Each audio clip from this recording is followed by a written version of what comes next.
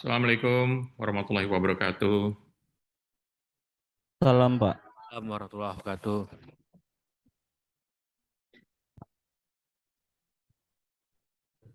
Waalaikumsalam Pak Hajar, Pak Beni, Ya, dan Pak Beni, seluruh keluarga besar. Pak Beni, Pak Pri. Ya, Bisa difokuskan atau saya buka aja yang punya saya ya. Yang punya saya mana? Gambar saya hilang ya? Udah. Ada kan?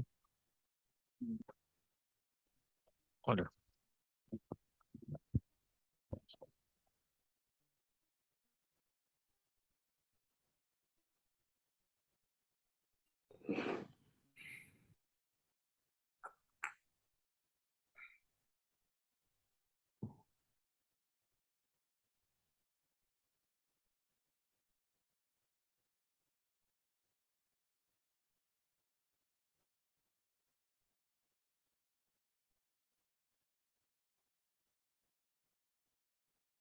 Mereka audio dari sini ya. Itu buka aja.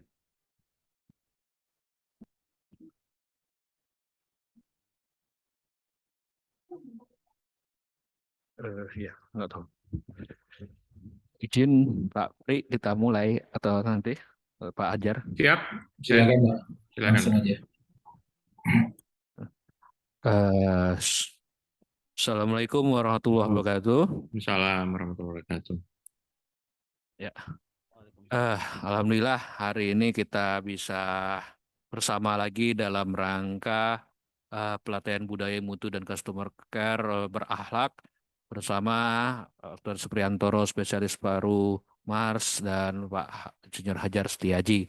Terima kasih Bapak-Bapak atas kesempatan diberikan kepada kami. Hari ini kami sudah ready lagi setelah beberapa minggu mungkin terhenti karena beberapa kegiatan. Mudah-mudahan hari ini bisa menindaklanjuti apa yang telah diberikan acara kemarin. Perlu diketahui dari beberapa kegiatan kemarin sudah dilakukan tindak lanjutnya, mungkin masih bisa didiskusikan dengan Pak Pri dan Pak Hajar, dan kami sudah beberapa kegiatan sudah dijalankan. Mudah-mudahan itu bisa terlaksana dengan baik ke depan.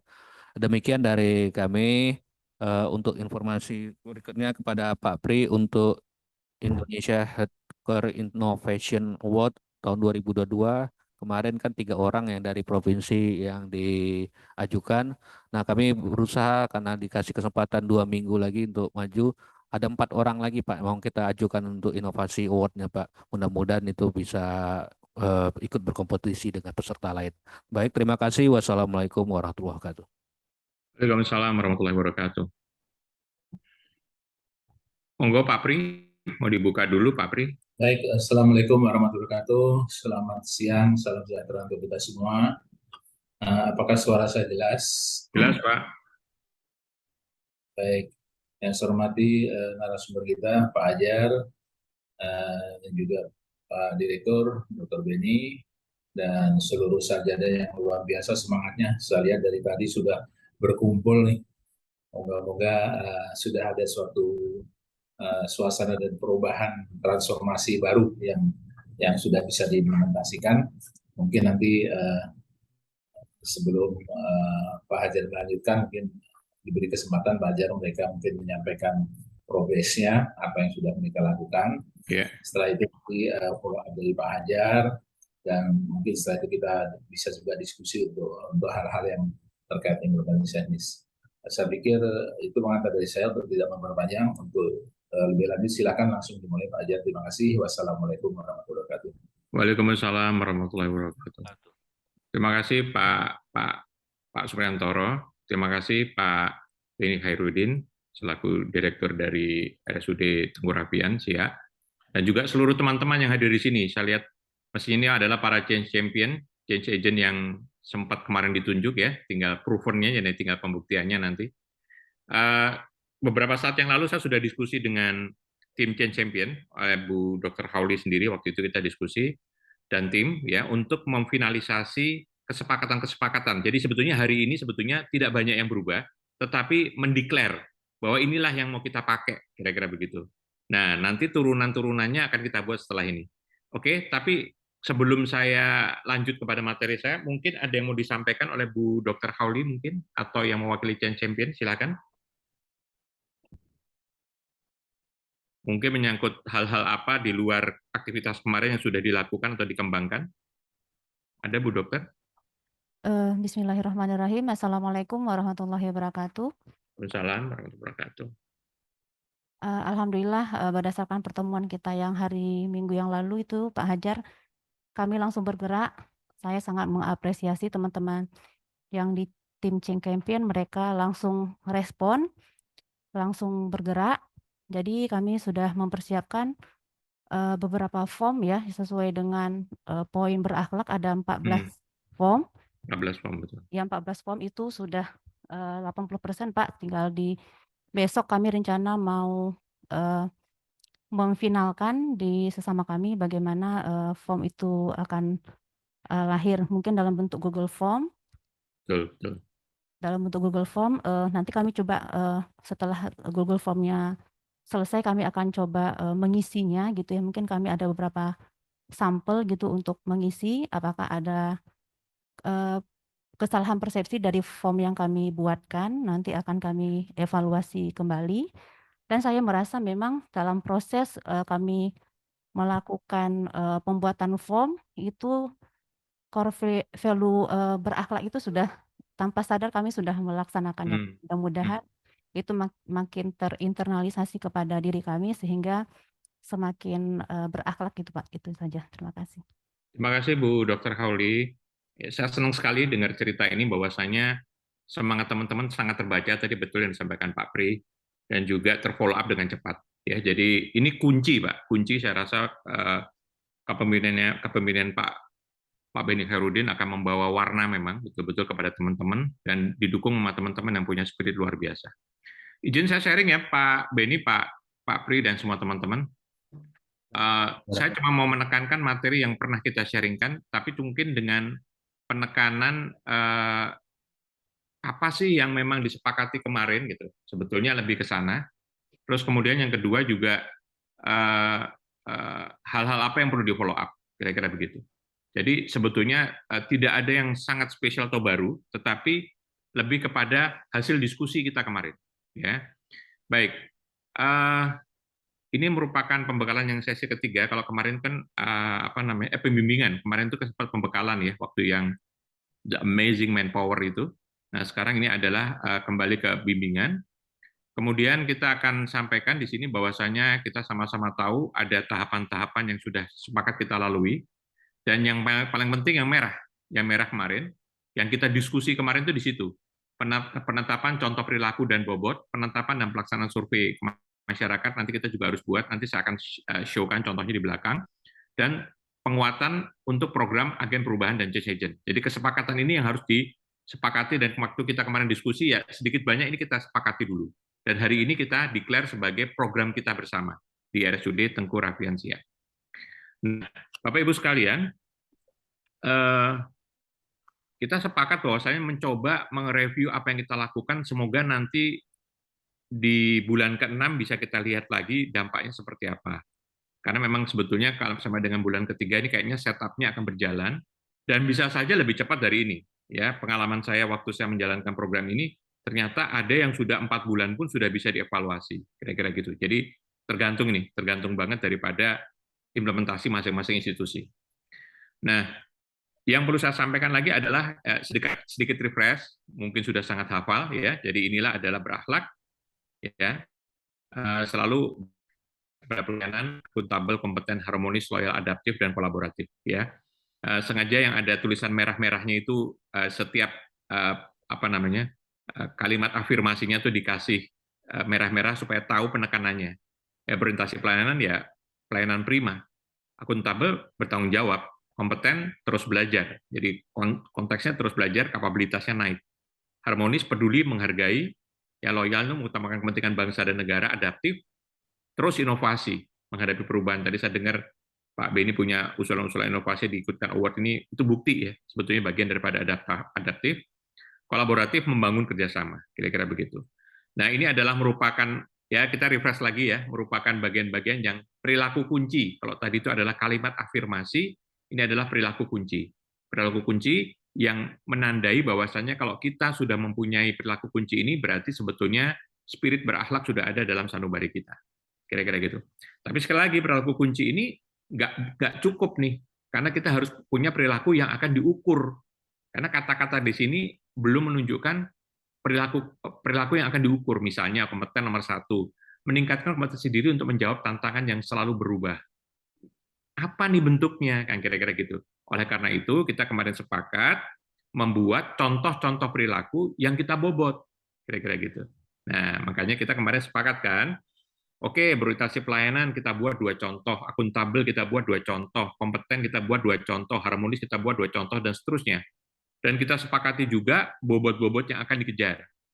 Nah, karena kita memang kemarin sepakat isu pentingnya adalah pelayanan dan kompeten, maka bobot ini kemarin juga kita sepakati sebagai bobot yang akan kita pakai. Jadi yang penting 1, pelayanan, kompeten, akuntabel. Yang lain-lainnya tentunya ngikut, bukan nggak penting ya. Loyal, adaptif, kolaboratif itu kita buat 10%. Jadi ini adalah salah satu kesepakatan kemarin kita dalam hal pembobotan. Ya, pembobotan. Nah, kemudian contoh perilakunya apa? Nah, ini kemarin dengan timnya Bu Dr. Kauli ini, kita diskusi ya, usulannya saya kemudian direview ulang dan segala macam, dapatlah ke-14 ya, dari ke-14 contoh perilaku itu sebagai berikut. Sorry, ini adalah bobot-bobot kecilnya, ya, hanya untuk menunjukkan nanti akan tetap totalnya 100%. Inilah cara menilai kita. Nah, ini adalah kesepakatan yang kemarin kita mau buat, bahwasanya ini loh yang mau kita tetapkan sebagai satu perilaku kunci dengan bobot yang seperti tadi yang sudah ditetapkan. Nah, di orientasi pelayanan nampaknya tidak banyak perubahan, ya, karena memang sudah sepakat bahwasanya 1, kita ingin mendapatkan masukan dari customer terkait peningkatan pelayanan yang diinginkan. Jadi kita memaksa diri kita bertanya, ya, memaksa diri kita bertanya, apa sih masukannya? Apa yang menurut Ibu, Bapak ini kami masih kurang, dan apa yang harus ditingkatkan, dan seterusnya. Itu dari situ aja dapat poin 10%. Kalau melakukan follow up koordinasi untuk membereskan itu, kira-kira gitu ya, maka dapat 20% totalnya. Jadi ini berkaitan. 1, harus aktif bertanya, jadi membuat orang-orang kita tuh kayak care, peduli gitu ya. Jadi ada orang apa dan segala macam, kita tanya apa yang bisa saya tingkatkan, dan di follow up. Clear ya, yang berorientasi kepada pelayanan sangat clear, bobotnya 20%, masing-masing poin 1 dan 2 tadi adalah 10%. Nah, di poin yang kedua, kemarin emang ada diskusi dan mendapatkan masukan, yang menurut saya ngikuti juga masukan itu karena Bapak dan Ibu lebih tahu. Pelaporan pertanggungjawaban kegiatan dilakukan dengan cepat dan ngomong berapa harinya, saya kembalikan lagi nih ke tim ya. Tetapi di sini konteksnya adalah betul-betul pelaporan itu harus segera terjadi. Kalau yang tadi di atas, maaf ya, saya ulang lagi, masing-masing 1 kali aja dilakukan, itu sudah 20%. 1 kali. Ini juga contoh 1 pertanggungjawaban dilakukan sekali aja dengan benar dan akurat gitu ya. Batasan waktunya tidak dilanggar, itu sudah dapat poin 7,5%. Ya. Kemudian yang kedua, ini kemarin hasil diskusi juga, ketertiban menjalankan jam kerja yang dievaluasi dalam 1 bulan. 1 bulan itu tidak boleh ada deviasi atau tidak boleh ada lebih besar dari 10% yang tidak on. Misalnya kalau kita ngomong 1 bulan ada sistem absen dan dimonitor, kemudian ada penyesuaian mungkin, oh ini on-nya dia cuma 85% nih, bukan 90%. Dia nggak dapat skor di situ. Tetapi ketika dia menjaga dalam 1 bulan itu bisa mencapai 90% atau lebih, maka dia dapat skor di situ 7,5%. Itulah yang dilakukan di akuntabel. Jadi kita memang mengejarnya akuntabel itu adalah unsur tanggung jawab diri ya, yang dimulai dari bagaimana kita melaporkan pertanggungjawaban dan juga bagaimana kita mengatur ketertiban diri kita sendiri.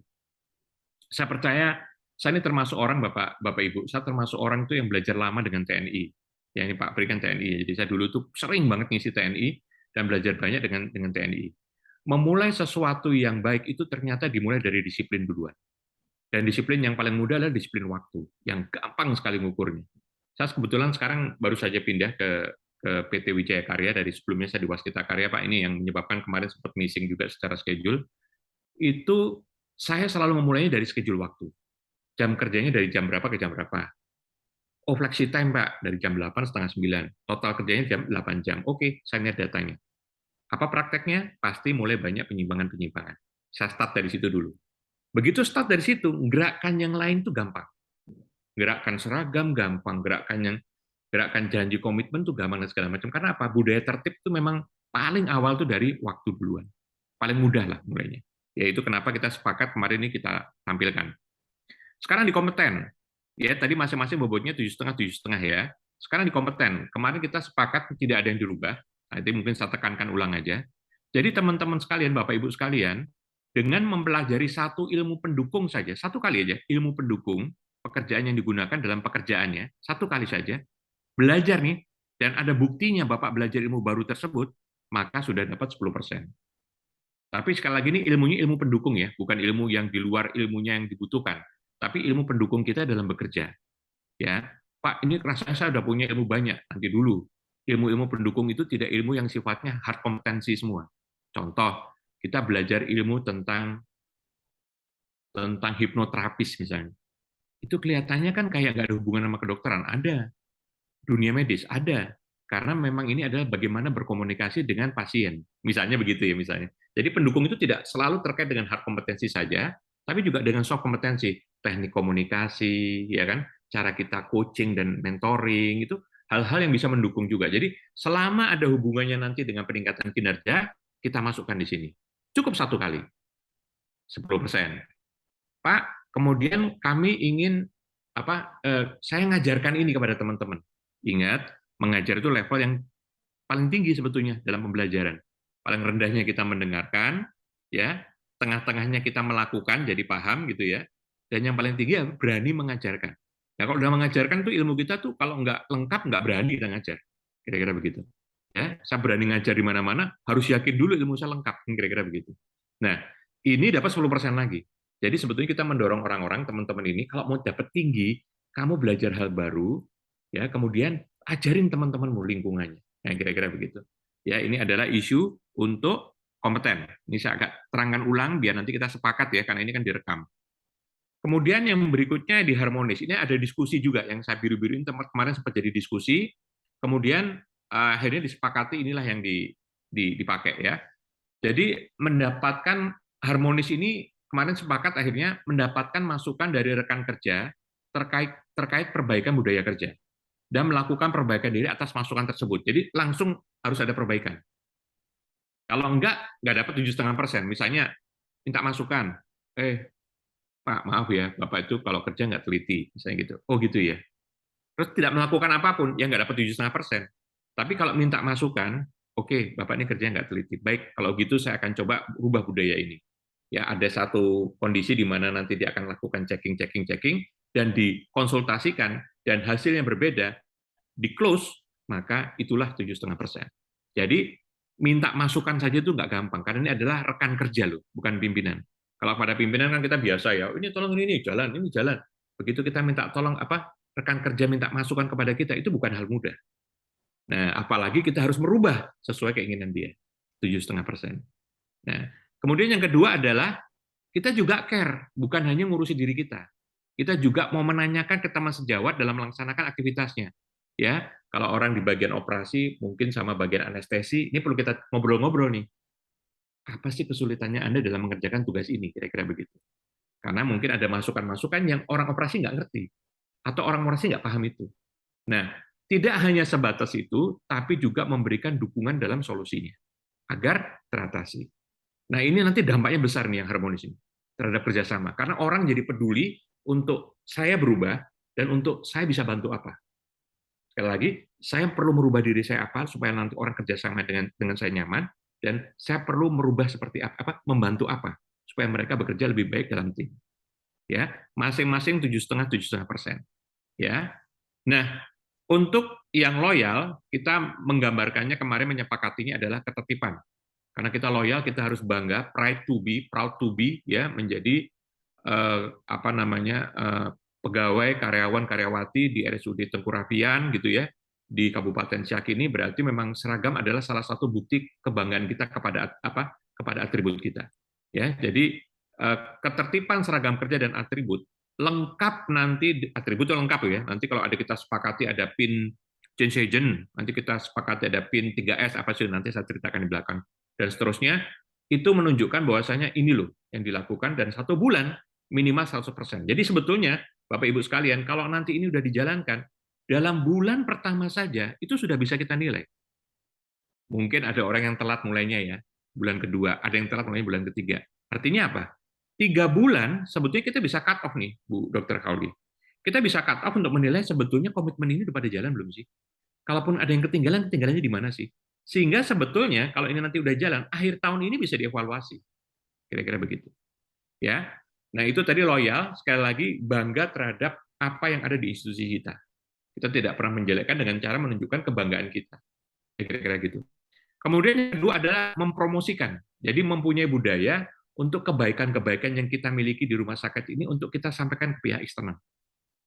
Medianya apa, Pak? Macam-macam. Tapi yang paling penting harus ada pembuktiannya. Ya, misalnya sosial media. Siapa yang nggak pakai sosial media sekarang? Kira-kira gitu kan? Terus kita ada kegiatan misalnya aktivitas ekstra dari rumah sakit tentang gerakan donor darah atau whatever lah namanya, dia expose, dia angkat ke sosial media.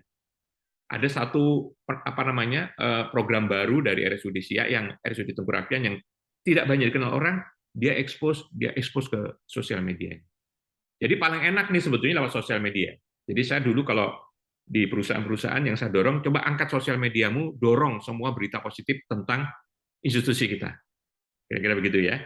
Nah, bisa juga dengan langsung ya, misalnya, kita ngadain seminar kecil yuk, ngundang para para pelanggan kita yang rutin dengan rumah sakit ini, kemudian untuk memberikan mereka gambaran tentang penanganan baru, bisa juga.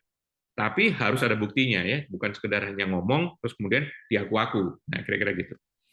Nah, itulah yang nomor 1, 2, 3, 4, 5 loyal ya, yaitu 5%, 5%. Ya, kita tidak besar yang 3 di belakang ini. Adaptif, kemarin kita sudah sepakati juga, nggak ada perubahan ini. Yang berubah kemarin itu yang bukan berubah lah, yang diskusi itu kemarin yang merah sama biru lah, kira-kira gitu. Kalau yang di hitam kayaknya sepakat juga, ada inovasi perorangan. Inovasi perorangan itu meningkatkan kinerja bekerja secara personal. Jadi gini. Seseorang itu pasti ada sesuatu handicap di mana dia pengen meningkatkan kinerjanya. Nah, kalau dia melakukannya dengan cara inovasi, gitu ya, dan itu sifatnya perorangan, misalnya, nah ini menarik nih, kemarin ada Bu Dokter siapa yang kemarin nanya saya gini, Pak Jar, misalnya saya ngasih contoh kemarin, saya ini ingin meningkatkan kemampuan bahasa Inggris saya. Terus kemudian saya belajar secara khusus bahasa Inggris itu. Sehingga akhirnya saya bisa bahasa Inggris, tadinya nggak bisa. Pak, dapat nilai dari kompeten nggak, Pak? Kompeten 1, dapat. Tapi menariknya, cara saya belajarnya itu beda. Bukan cara belajar kursus biasa, tidak. Saya menemukan cara belajar yang belum pernah dilakukan sebelumnya. Yaitu misalnya menggunakan YouTube, channelnya gimana, menghafalkan idiom-idiom, menghafalkan kalimat-kalimat yang ditanamkan dalam alam bawah sadar saya. Ini metodenya, ini kalimatnya, ini skripnya. Ini inovasi, bukan sekedar belajar. Maka dia dapat juga adaptif yang 1, inovasi perorangan. Apalagi dia ngajarkan orang lain, dapat kompeten yang 2. Makanya skor ini akan memicu satu sama lain. Tinggal kita menganggap itu inovasi atau bukan. Kira-kira begitu. Nah, kalau di adaptif, yang kedua adalah inovasi tim. Jadi inovasi tim ini tentunya tim inti ya. Misalnya kita ada satu kegiatan tim inti 3 orang, kemudian 3 orang ini sama-sama aktif menghasilkan satu inovasi. Biasanya kalau tim ini lebih maksimal hasilnya, lebih dirasakan kepada satu terobosan tertentu, maka 3-tiganya juga punya hak untuk klaim yang 5%. Ya, dengan kontribusi yang sama. Kira-kira begitu. Jadi meskipun dia tergabung dalam tim, masing-masing anggota tim ini berhak untuk menghasilkan. Nah, dengan spirit seperti ini memang sebetulnya jadi seperti yang disampaikan dari Pak Beni juga, mendorong orang pengen punya inovasi terus. Melihat masalah pribadi maupun juga masalah tim. Nah, yang terakhir, kolaboratif. Ya, ini cuma 10% dan masing-masing 5%, yaitu memanfaatkan pihak lain dalam program peningkatan unit kerja. Jadi membudayakan sih sebetulnya di luar unit kerjanya, internal eksternal ya, tapi maksudnya bukan dalam tim kerjanya selama ini, untuk terus kemudian diajak untuk diskusi berkaitan dengan bagaimana program peningkatan unit kerjanya dia. Ya, bisa saja itu unit lain, bisa saja itu unsur orang lain dari luar rumah sakit, bisa saja itu unsur mungkin ada konsultan atau dan segala macam yang sifatnya adalah spiritnya kita mau keluar, kita mau meningkatkan kapasitas kita, Dan kita butuh masukan, bukan masukan ya, butuh kolaborasi dari sinergi dari orang lain yang memang mempunyai sesuatu yang kita nggak punya, kira-kira gitu spiritnya. Nah, kalau sudah mengajak begitu aja, memanfaatkan tim eksternal saja dalam tim itu sudah dapat 5%. Terus yang terakhir, yang kolaboratif, yang kedua adalah terlibat dalam satu tim kolaborasi. Nah, misalnya nih, ada satu pembahasan program kerja, ya program kerja. Kita pengen program kerja kita di sini kecepatan pelayanan kita dirubah dari rata-rata misalnya nih ya, proses administrasi itu rata-rata itu adalah 30 menit menjadi 20 menit. Gimana nih caranya? Nah, kira-kira gitu. Nah, bentuklah tim kan. Nah, tim ini juga ada tim dapat 2 nih nilainya bisa. Bisa karena dia kolaborasi di situ, gabungan timnya tidak hanya satu, dapat nilai kolaborasi, ternyata dihasilkan ide inovatif di situ yang belum ada sebelumnya. Dapat juga dia yang adaptif poin 2. Kira-kira gitu. Jadi sebetulnya kalau ini dilakukan dengan sungguh-sungguh, nilainya skornya tetap tinggi. Karena memang harus dikait-kaitkan gitu. Jadi ya yang kolaboratif yang kedua tadi, tim kolaborasi. Jadi kalau ngerjakan tim itu sama-sama tim, jangan satu grup. Oh ya, kita nggak mungkin kerja orang administrasi sendirian. Kita harus ngajak unsur misalnya medisnya, kita harus ngajak unsur yang bagian mikirin asuransinya, kita harus ada unsur, kira-kira gitu. Jadi itu udah lebih dari, di luar dari timnya udah lebih dari 2, kira-kira gitu ya. Jadi 3, 4 dan seterusnya. Ingat, dapat 2. Apa dapat 2-nya? Kolaborasinya dapat 5%, dan kompetennya yang poin 2, harmonisnya yang poin, tadi mana sih? Inovasi, ya inovasinya nanti itu dapat dari situ, adaptif poin 2-nya juga dapat. Ini contoh, karena cara-caranya dia ternyata inovatif dan bisa merubah dari 30 menit menjadi 20 menit. Nah, kira-kira begitu. Nah, dengan cara-cara seperti ini sebetulnya mendorong teman-teman untuk cari-cari sebetulnya. Cari-cari terus. Cari-cari apa? Cari-cari improvement, cari-cari peningkatan. Apalagi yang bisa kita tingkatin ya? Wah, ini aku kehabisan data nih. Nah, kira-kira begitu. Dan cari-cari, saya sering ditanya, Pak, bagaimana memulai satu inovasi? Memulai inovasi itu adalah memulai dengan mempermasalahkan sesuatu yang sebetulnya rasanya selama ini nggak masalah. Misalnya tadi saya katakan, ada proses antrian sampai 5 menit. Pertanyaannya, kenapa sih nggak 3 menit? Itu mempermasalahkan namanya. Kan kira-kira gitu. Kemudian ada proses kehadiran pasien rata-rata itu perlu 3 kali untuk sembuh. Pertanyaannya, kenapa nggak 2 kali sembuh ya? Kira-kira itu. Jadi selalu mempertanyakan sesuatu, mempermasalahkan sesuatu yang sebetulnya selama ini nggak masalah. Nah, itu adalah suatu kunci di mana kalau kita ingin melakukan perbaikan. Ya, jadi saya rasa itu yang mungkin saya mau share. Nah, Bapak Ibu sekalian, ini kemarin sudah disepakati dan hari ini kita declare sebagai contoh perilaku terukurnya kita di RSUD Tengku Rapian. Saya merasa ini bagus banget untuk rumah sakit. Jadi ini versi rumah sakit ini keren banget. Jadi nanti ini semoga bisa dijalankan, semoga bisa konsisten dan nanti akan ada perubahan di sini. Maka izin Pak Beni nanti ini bisa menjadi satu contoh bagus buat rumah sakit lainnya. Jadi kita ini kerja juga bukan cuma buat rumah sakit ini gitu ya, tapi kita harus bisa jadi benchmark bagi rumah sakit lainnya. Ya kira-kira begitu. Apalagi di sini ada Pak Pri yang nanti mungkin bisa membantu itu. Nah, selanjutnya tim Change Champion ini kemarin kita minta untuk membuat form di masing-masing tadi. Yang tadi sudah dilaporkan Bu Dokter tadi, menunjukkan, Pak, kamu udah kerja di form 1, form 2, form 3, form 4, form 5, dan seterusnya. Ada 14 form. Betul, hanya untuk membuktikan bahwasanya, misalnya di kompeten 1, saya melakukan pembelajaran. Ilmunya apa pembelajarannya? Kira-kira gitu ya. Hal-hal apa yang dipelajari di situ? Hal baru apa yang membuktikan? Nanti harus ada buktinya bahwa ada yang plus, bahwasanya betul, minimal misalnya pimpinannya mengatakan yes, dia memang sudah melakukan itu, misalnya begitu. Minimal 1 dilaporkan, ada yang ngecek dan menyatakan ya. Saya ngajar. Ya, berarti kompeten poin 2. Berarti harus ada pembuktian saya sudah ngajar. Pesertanya siapa? Ya, kapan dan jam berapa? Ya, materinya bisa di-share, materi nggak di-share di Google Form tentunya. Bisa dilihat dan dibuktikan atau dilihatkan kepada pimpinan dan seterusnya. Minimal ada dokumentasi misalnya. Ya, kalau dia di Zoom, kalau dia langsung silakan saja. Nah, form-form ini hanya untuk sebagai pembuktian lah. Jadi teman-teman supaya nggak gampang mengaku saja, tetapi juga harus ada pembuktiannya. Nah, saya senang tadi kalau ini dikerjakan secara paperwork gitu ya. Waduh, menurut saya agak ribet banget gitu. Tetapi kalau ini dikerjakan secara online gitu ya, memang kalau kita belum punya sistem, ya paling enak pakai Google Form sih. Ya, di sentral datanya, kemudian nanti dimasukkan ke dalam data masing-masing karyawan, skornya akan ketahuan. Kira-kira begitu. Jadi udah bagus Bu Dr. Hauli tentang program menggunakan Google Form. Biasanya saya juga begitu mendorong institusi yang belum punya programnya menggunakan Google Form. Terus kemudian pastikan form 1 sampai form 14 itu dipahami, ya dipahami oleh semua karyawan dalam menjalankannya. Gitu. Jadi jangan sampai dia maksudnya apa nih, kira-kira gitu. Nah, oleh karena itu, Bapak Ibu sekalian, setelah selesai acara ini sebetulnya harus ada sosialisasi tambahan yang lebih detail di level berikutnya. Saya masih ada sesi lagi yang sebetulnya nanti akan menekankan ini kepada seluruh karyawan di RSUD Tengku Rafian, tetapi ada spirit motivasinya gitu.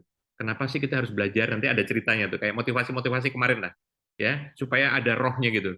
Bukan sekedar melakukan, tetapi what the reason, apa alasan saya melakukan itu yang besok saya bongkar, nanti kalau sudah seluruh karyawan ngerti. Tapi untuk memahami kalimat ini dan paham, itu saya nggak bisa sendirian. Saya perlu change champion dan change leader menekankan ini berulang-ulang kepada karyawan. Kamu tahu nggak artinya harmonis poin 2? Oh, itu gimana sih Pak? Saya kesulitan sejawat, kan nggak ada masalah. Loh bukan gitu, justru kamu nanya. Anda nanya kepada temanmu itu kesulitannya apa? Pasti dia nggak pernah ngomong. Nah kira-kira gitu ya, misalnya ya. Jadi membantu menerangkan maksud-maksud daripada ke-14 perilaku ini kepada bawahan. Nah hari ini adalah para change champion, change leader yang saya anggap sudah tahu duluan, dan nanti tugasnya Bapak Ibu juga membantu agar ini pemahamannya betul-betul sampai ke level paling bawah. Ya, sehingga nanti ketika dia ngajar form tadi, ngisi form tadi dia udah ngerti maknanya. Kira-kira gitu. Karena form itu sebetulnya kan hanya alat bantu untuk mengukur, tapi sebetulnya pertanyaan yang penting. Ya kan? Dia melakukan ini, bukan pertanyaan, pernyataannya. Dia melakukan ini, dia paham apa enggak? Kira-kira begitu. Nah, Bapak Ibu sekalian, kalau nanti ini form sudah jadi, sistemnya Google Form juga sudah dibuat, kemudian orang-orang boleh mencoba. Saran saya sih, yang mencoba, coba aja dulu change champion, coba aja dulu change leader, nyoba sendiri gitu ya, yang dilakukan ini. Dan nanti akan terasa itu ukurannya. Ih, yang ini enak banget ya, dapat skor ini, ini. Nanti kita ukur, rata-rata dengan sistem seperti ini, itu teman-teman mencapai di rata-rata berapa persen. Kalau nanti rata-rata itu misalnya tinggi, gitu ya, misalnya rata-rata yang tinggi, misalnya, oh ternyata mencapai rata-rata angka 70% gampang banget ya, gitu ya. Change agent-nya bukan 70%. Change agent-nya harus dibuat lebih tinggi lagi, 80%. Misalnya. Ini misalnya ya, nanti kita kesepakatan kita bersama. Tapi kalau seandainya pencapaiannya ternyata rata-rata agak rendah, gitu ya, mungkin kita perlu penyesuaian dulu nih change agent-nya. Tapi prinsipnya gini, change agent harus menjadi pendorong agar orang-orang pengen berubah semua menjadi change agent. Kira-kira begitu. Ya, makanya trial itu penting. Ya, tapi kita nanti sepakati sementara ini adalah tadi kita udah pernah bahas di beberapa minggu yang lalu. Change agent itu 75%. Dari skor ini kalau dijumlahkan yang kanan ini, sekian persen, kalau dijumlahkan nanti harus 75%. Nah, Bapak Ibu sekalian, ini adalah sekali lagi adalah cara penilaian kita terhadap perilakunya. Ya. Terus ada penilaian lain, sepakatlah kita ada quick survey-nya. Quick survey ini juga udah saya buatin formnya ya. Nanti ini kan bisa di copy paste atau apa ya nanti ya, supaya nanti tinggal ini udah diacak nih. Perilaku kuncinya udah diacak. Sehingga nanti orang misalnya menghargai setiap orang apapun latar belakangnya. Di mana ya? Dia nyantang harmonis. Betul. Terus kemudian nomor 5, ramah, cekatan, solutif, dan dapat diandalkan. Apa nih ya? Oh, kompeten, centang. Nah, dari 21 pertanyaan ini berapa persen yang benar? Kira-kira gitu. Nah, sekali lagi, ini ada kayak syarat. Kalau jumlah kesalahannya masih di atas, jumlah kesalahannya masih di atas 20%, maka nilai-nilai yang kita kumpulkan tadi itu belum berlaku. Kira-kira gitu. Sehingga memaksa orang-orang mau nggak mau baca. Oh ini apa sih maksudnya? Terus berinovasi dan mengembangkan kreativitas. Oh ini mana nih, loyal apa adaptif nih logikanya? Kira-kira gitu ya. Jadi lama-lama dia akan cara memaksa mereka ngapalin, tapi dengan cara yang memang sebetulnya dipaksa. Di tempat saya, di institusi saya, kebetulan tiap hari itu ada kuesioner, tiap hari ada kuesioner lewat satu program online ya. Dan ada selalu 2 pertanyaan yang nongol. Misalnya nomor 8, terbuka dalam bekerjasama untuk menghasilkan nilai tambah. Kita harus menentukan harmonis. bukan ini kolaboratif, kira-kira begitu. Dan setiap hari itu dinilai, lama-lama itu jadi daya ingat kita masing-masing dan jadi kebiasaan kita masing-masing. Ya, nah ini yang untuk penilaian berdasarkan survei. Dan tentunya ada satu penilaian lagi berdasarkan 360 derajat. Ya, kita sepakati kemarin minimal harus dinilai oleh 3 orang, pimpinan, teman, dan bawahan. Ya, jadi kalau orang dinilai hanya pimpinan saja, kadang-kadang memang baik di mata pimpinan gitu. Orang yang di mata temannya saja, kadang-kadang memang baik di mata temannya gitu. Nah, tapi kita mengharapkan hasil data yang konsisten dari 3 orang yang nanti di rata-rata di mata pimpinan, di mata teman, dan di mata bawahan. Sebentar ini agak nge-lag nih ya. Sehingga kita mengharapkan nanti di sini adalah orang yang kita anggap memenuhi kriteria kompetensi ini betul-betul di lingkungan juga diterima gitu. Sehingga ketika kita menunjuk mereka menjadi change agent, ya pantas gitu loh. Karena pimpinan bilang bagus, teman bilang bagus, anak buah juga bilang bagus. Ya kira-kira begitu. Ini sebentar nih kayaknya ada nge-lag, saya tutup sebentar. Ya, maaf. Saya ulang lagi. Mungkin sinyalnya di sini nggak begitu bagus. Oh, masih nge-lag. Saya tutup sebentar ya Bapak Ibu ya, sebentar saya tutup filenya sebentar.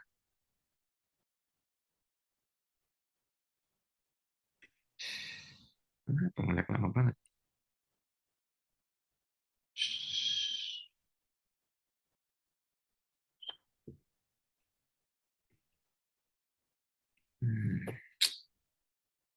Apa ya? Padahal filenya nggak besar ini. Oh Bapak Ibu, saya quit sebentar ya Bu ya. Saya quit sebentar.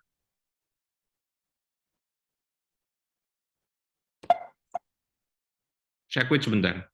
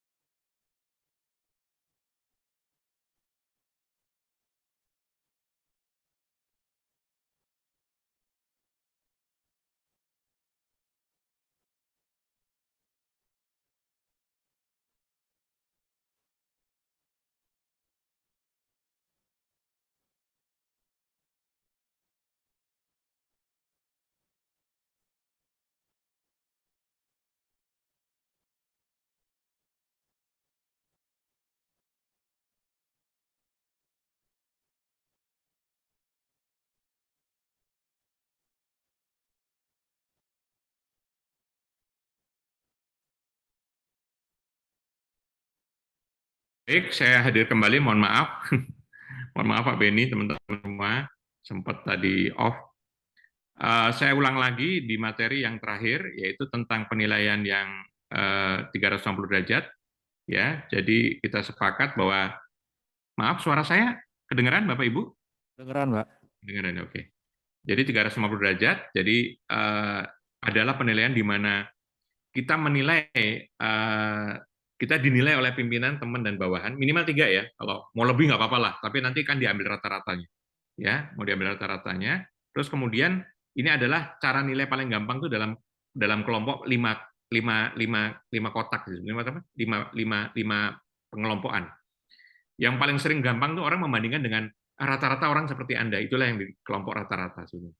Tetapi kadang-kadang ada orang yang, Anda untuk urusan ini tuh kayaknya di bawah rata-rata. bahkan ada yang memang buruk. Jadi memang ini adalah satu standarisasi penilaian yang memang paling mudah untuk dijelaskan atau paling mudah untuk ditanamkan. Jadi jumlahnya biasanya ganjil, terus kemudian dimulai dari yang tengah itu rata-rata. Karena kebanyakan orang ada di situ. Nah, tinggal kita nilai apakah dia di atas rata-rata, ataukah dia di bawah rata-rata, atau sangat baik, atau sangat buruk, kira-kira begitu. Nah, ini adalah bobot-bobotnya. Ya, nanti kalau dia sekali nyentang di situ, maka ketahuan persentasenya, dan otomatis nanti akan ketahuan dia persentasenya ada di mana. Ya, ini formnya juga nanti bisa dipakai, ya, total dari 21 item, berapa yang buruk, berapa yang di bawah rata-rata, dan seterusnya. Nanti kita lihat rata-rata dia secara persentase seperti apa. Kira-kira begitu. Nah, akhirnya kita menyepakati bahwasanya ada satu skor yang diharapkan ada target minimalnya. Ya, jadi misalnya nih tadi 360 derajat akhlak, 360 derajat akhlak. Kita pakai skor minimal 50 dulu deh sekarang gitu ya. Nanti kalau dianggap kita mau lebih tinggi nggak apa-apa. Tapi menurut saya kalau udah sampai di 50 tuh kebanyakan orang masih di rata-rata kan sekarang ya. Ya masih dimaklumi lah gitu ya. Kemudian perilaku akhlak yang tadi dinilai tadi, yang kita udah sepakat tadi. Itu kita sepakatlah pakai 50 dulu. Saya punya feeling kayaknya lebih tinggi deh. Tetapi nggak apa-apa, minimal harus 50 gitu ya. Kemudian pengetahuan akhlak, nah pengetahuan kan cuma hafalan, kan gitu kan. Kita pasang agak lebih tinggi, 80. Kemudian dia melakukan tes nih. Hasil tesnya itu yang sebelah kanan, yang nilai gitu ya, nilai. Nah, dalam nilai itu 350 derajat akhlaknya dapat 88. Perilaku akhlaknya dapat 79,2. Tapi kalau pengetahuan akhlaknya belum dapat, karena mungkin dia main-main dengan tesnya gitu misalnya ya, maka dia nggak boleh mengaku dulu tuh nilai B dan C-nya. Sampai lolos dulu, boleh remedial gitu, boleh mengulang. Ya, jadi yang nomor A itu betul-betul bicaranya lulus atau tidak lulus sebagai acuan untuk membuka nilai yang lain. Nah, apabila memang sudah disepakati dia dapat nilai, misalnya di situ rata-rata 83,6, maka kita menentukan saat ini, saya kemarin mengusulkan dan nampaknya tidak berubah dari tim, skor di atas 75 adalah change agent berakhlak RSUD Tengku Raffian Siak. Skor 50-75 kita anggap mungkin nanti itu cenderung ada di rata-rata. Dan kita harus memberikan perhatian lebih kepada mereka-mereka yang skornya di bawah 50. Apakah pasti demikian? Sebetulnya belum tentu juga. Nanti kita lihat bagaimana asesmennya teman-teman. Tahu-tahu teman-teman mencapai angka 70 mudah, 75 mudah. Nah, kita mungkin bisa menggradasi, mengulang ya gradasi ini. Ya, jadi Bu Dr. Hauli nanti direview nih ya, saya belum bisa jawab nih. Tetapi paling tidak ini untuk acuan awal ini common. Ini yang biasa dipakai lah kira-kira kebanyakan institusi untuk menilai timnya. Kira-kira begitu. Nah, setelah itu, kalau kita sudah sepakat nanti change agent ini kebentuk, oh ini ada orang-orang 75% keren-keren nih ya, terbentuk dapat dan segala macam, maka kita akan bisa masuk ke dalam program change agent-nya. Saya mau minta tolong nanti kalau change agent yang sudah disepakati, yang sudah dipilih, feeling saya orang-orang itu berkisar antara 20%, 30% dari seluruh karyawan misalnya, gitu ya. Langsung oleh para pimpinan, ya, supaya apa? Supaya mereka bangga menjadi jadi change agent RSUD Tengku Raffian. Dan tidak hanya itu, PIN itu juga secara tertib dipakai oleh pimpinan. Ini yang nggak gampang. Jadi pimpinan pun harus jadi contoh. Ingat, yang membuat mereka bangga karena mereka menggunakan PIN yang sama dengan pimpinannya. Kalau pimpinannya dapat karena harus jadi role model karena jabatan, kalau mereka jadi role model karena memang sudah diuji dan dinilai. Nah, tentunya untuk menjadi change agent harus ada kebanggaan dong, harus ada kejelasan apa hak dan kewajiban mereka. Dan disinilah yang kemarin kita sepakati, kayaknya nggak dirubah nih ya, kita sepakati adalah seperti ini. Jadi, tentunya tugas change agent yang paling penting role model, tentunya itu. Tidak cukup role model, harus juga memotivasi teman-teman di lingkungan kerjanya untuk jalankan berakhlak. Ayo, kita dorong kira-kira gitu. Kemudian, nanti program-program akselerasi transformasi budaya yang disusun oleh Change Champion tadi, itu ikut dikembangkan. Jadi nanti ketika misalnya nih melihat ada cara-cara tertentu untuk dalam rangka program campaign-nya di sini, ini kayaknya campaign-nya belum pas nih, yuk kita buat lagi lebih, itu silahkan. Ya. Dan yang keempat, mengamati di lingkungan kerjanya dan melaporkan masukan kepada change leader dan change champion terkait dengan implementasi budaya ini. Jadi maksudnya gini, ketika budaya ini jalan, ada unit-unit yang cepat banget reaksinya dan bagus. Tapi ada juga unit-unit yang mungkin lambat, lelet gitu ya, dalam merespon ini. Nah, para change agent ini harus memberikan perhatian di situ. Pak ini kayaknya ada yang salah deh. Kenapa ya? Dan melaporkan change agent, melaporkan change leader sehingga harus ada gerakan untuk melakukan perubahan. Gitu ya. Nah, yang kelima berkaitan dengan pelaporannya, mencapaikan pelaksanaan program pada change champion ya, kalau nanti harus ada program-program reportingnya misalnya ya. Dan yang terakhir tadi menggunakan PIN change agent. Wajib ini ya. Jadi bicara PIN change agent ini adalah hak dan wajib. Wajib karena memang harus dipakai dan hak karena itu adalah merupakan bagian daripada kebanggaan mereka. Saya selalu mengatakan gini, ini hubungannya unik nih. Ketika seseorang pakai PIN itu, sebetulnya dia mengingatkan pada dirinya sendiri bahwa kamu adalah role model. Kan gitu kan? Jadi memaksa, saya ini role model, pantas nggak saya pakai PIN ini, kira-kira gitu. Ya, gitu. Kedua, ketika kita menggunakan PIN ini, saya akan dilihat semua orang bahwa saya adalah role model. Ya, kira-kira gitu. Jadi ini membuat diri kita mau nggak mau memang berubah dan menjadikan kebanggaan juga bahwa saya berbeda dengan yang lain. Nah, yang terakhir adalah hak change agent-nya sendiri. Saya mengusulkan saja, Pak, kalau mau dibuat lebih atraktif dari ini silahkan ya, tapi ini minimal. Jadi pertama, tolong para change agent dapat prioritas dalam program pendidikan, pelatihan, pengembangan, dan lain-lain ya. Artinya mereka kesempatannya duluan untuk dikembangkan. Ya. Dan kalau memang itu terkait dengan program status pegawai, promosi, tolong yang change agent duluan. Jadi biar nendang nih program ini. Jadi kalau saya di tempat saya ini, saya setiap mau naikin status, kuotanya ada misalnya 25 orang, saya punya daftar list itu adalah 60 orang. Pertama yang saya tanya adalah, ada change agent-nya nggak dalam 60 orang itu? Ada. Yang change agent-nya tarik dulu. Ya, ditarik dulu. Ya kan? Karena itu udah pernah diusulkan, berarti seleksi normalnya udah dapat gitu. Nah, sisanya nanti kita bahas lagi nih, kita seleksi cara 60 menjadi 25 gimana, kira-kira begitu. Demikian juga dengan program promosi, demikian juga dengan program, kalau saya mau nyekolahin orang gitu, pasti yang satunya yang agent duluan. Ketika saya mengunjungi proyek-proyek itu, pasti yang saya tanya change agent-nya duluan. Ada change agent nggak di sini? Ada, Pak. Tolong duduk di sebelah saya. Kira-kira begitu. Nah, pengharkatan inilah yang membuat apa ya, environment yang berbeda nanti di situ. Bahwa semua orang akan iri untuk nggak jadi change agent. Maksudnya untuk jadi change agent. Mereka akan malu kalau nggak jadi change agent. Ini kesempatan saya untuk naik status, untuk dikenal, untuk promosi, untuk bisa belajar lebih banyak, dan seterusnya. Kira-kira begitu ya. Ini saya minta tolong program change agent ini harus diseriusin ya. Nah, kalau saya mengusulkan, ini kan usulan, kalau desain sih monggo-monggo saja ya, itu adalah pin yang bisa dipasang seperti ini.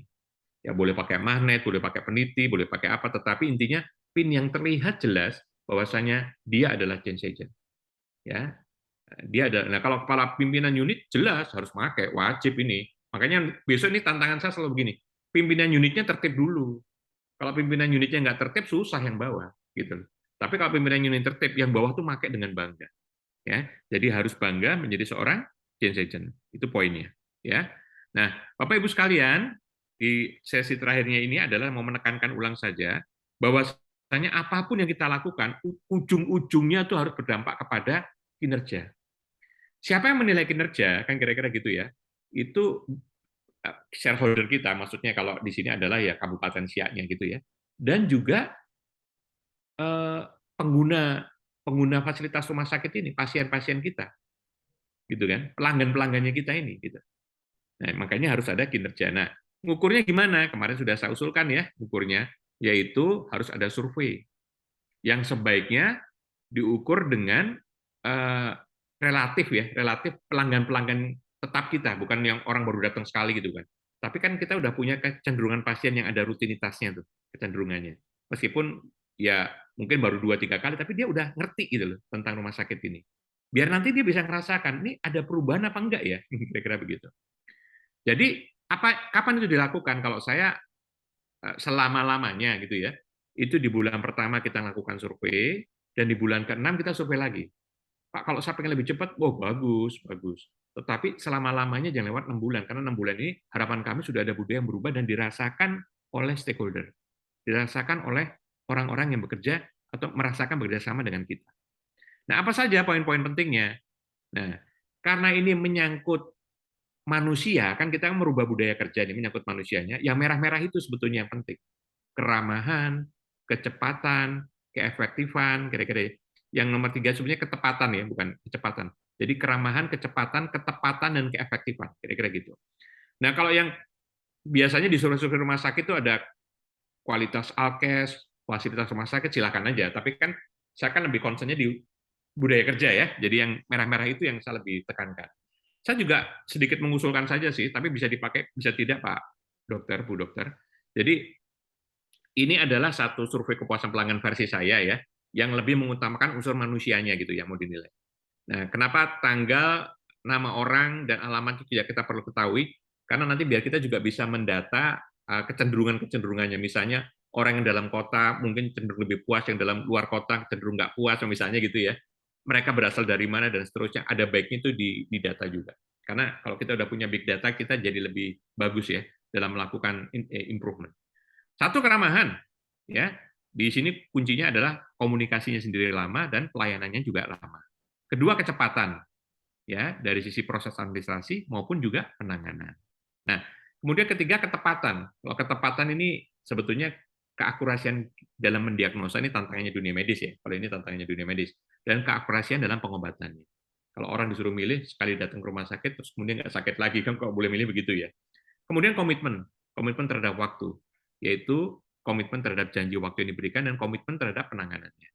Informasi berkaitan dengan orang-orang, lebih ke orangnya loh ya, bukan semacam kayak cuman data sistem informasi, tapi lebih ke orang-orangnya, bagaimana dalam memberikan informasi fasilitas rumah sakit maupun juga informasi pelayanan dan seterusnya.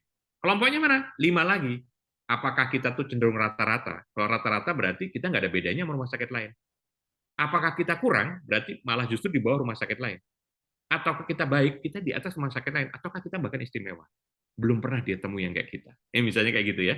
Nah, itu seperti ini yang mau digambarkan. Silakan kalau ini mau dipakai, silakan kalau dilengkapi, tapi buat saya yang paling penting survei ini harus segera kita laksanakan, kita ukur, terus kemudian nanti 3 bulan lagi atau maksimal 6 bulan lagi, kita ukur lagi, ada nggak yang dirasakan berbeda. Nah, tadi kita ngobrol nih sama Pak Pri, Pak Fajar, tolong dong ada kayak quick win. Gitu. Quick win itu maksudnya kayak yang paling cepat dirasakan oleh pelanggan kita gitu ya, perubahan yang paling gampang. Kalau yang tadi kan kita belajar, kita punya inovasi gitu ya, kita kerjanya kolaboratif, itu kan sesuatu yang bangunnya dari dalam gitu, perlu waktu sampai nanti keluar kira-kira gitu ya. Oh jadinya kita jadi orang yang beda gitu ya di luar. Nah tapi kita juga harus ada quick win, pemenangan cepat dari luar, yang paling tampak dari luar, terus menunjukkan perubahannya kita gitu. Maksudnya begitu.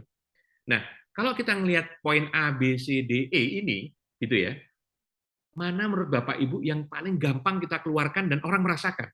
Kan kira-kira gitu. Paling gampang yang dirasakan orang merasakan.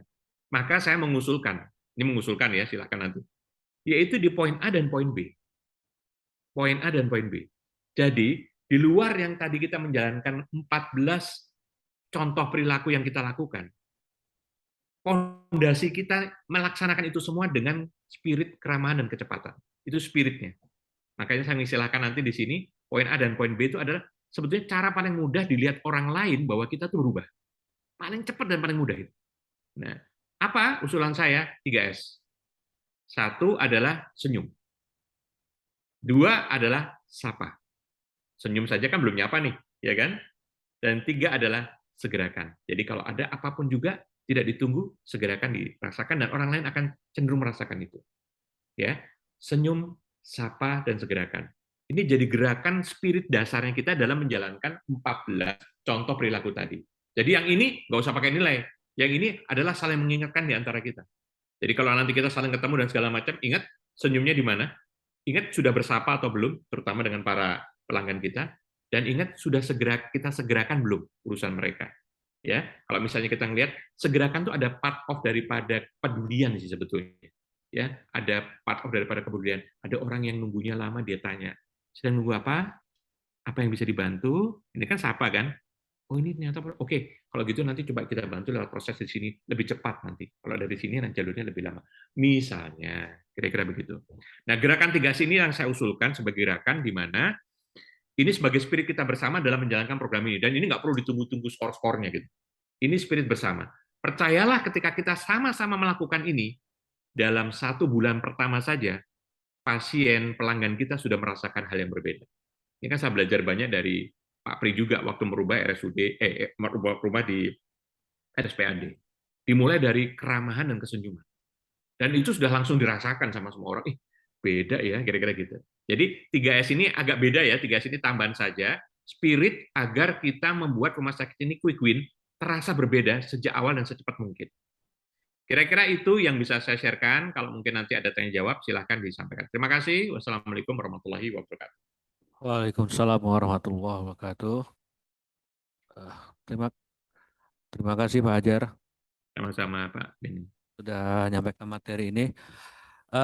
Mungkin kita langsung diskusi Pak Hajar. Terima kasih. Kalau dari saya dulu ya, ini cukup bagus sekali. Tapi kita kan baru sampai hari ini baru sampai change agent, belum sampai ke change target, ya Pak ya. Iya.